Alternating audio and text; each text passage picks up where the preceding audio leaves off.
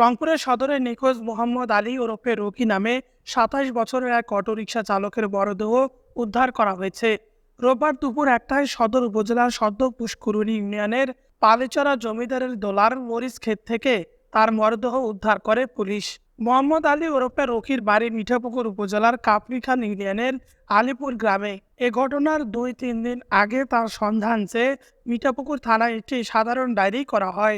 রংপুর সদর কোতোয়ালি থানার ভারপ্রাপ্ত কর্মকর্তা বজলুর রশিদ জানান, রোববার সকালে ওই দোলায় মরিচ তুলতে গিয়ে মরদেহটি দেখতে পেয়ে পুলিশে খবর দেয় স্থানীয়রা। পরে ঘটনাস্থলে গিয়ে প্রয়োজনীয় আলামত সংগ্রহ শেষে মরদেহ সুরতহাল প্রতিবেদন তৈরি করে মরদেহ উদ্ধার করা হয়।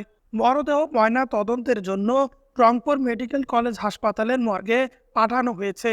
ওসি আরও জানান, এই যুবকের পরনে জিন্স প্যান্ট এবং ডোরাকাটা টি শার্ট ছিল। মাথায় আঘাত করা সহ মুখ বিকৃতি করে দিয়েছে দুর্বৃত্তরা। মরদেহটি দুর্গন্ধ ছড়িয়েছে। মুখ, হাত, পা এবং লজ্জাস্থানে এসিড দিয়ে ঝলসে দেওয়া অবস্থায় পাওয়া যায়। ধারণা করা হচ্ছে ২-৩ দিন আগে তাকে হত্যা করে ফেলে রাখা হয়েছে। ওসি ফজলুর রশিদ বলেন, প্রাথমিক তদন্তে মোহাম্মদ আলী মিয়ার পেশাও অটোরিকশা চালক ছিলেন বলে জানা গেছে। ৩ দিন আগ থেকে নিখোঁজ ছিলেন তিনি। দুর্বৃত্তরা তাকে খুন করে অটোরিকশা ছিনিয়ে মরদেহ মরিচ খেতে রেখে যায়। লাশ শনাক্তকারী মৃত মোহাম্মদ আলীর খালাতো ভাই মুক্তার আলী বলেন, ৩ দিন আগে আমার মামা অটোরিকশা নিয়ে বাড়ি থেকে বের হয়ে আর ফিরে আসেননি। অনেক খোঁজাখুঁজির পর ২ দিন আগে মিঠাপুকুর থানায় এটি সাধারণ ডায়েরি করা হয়।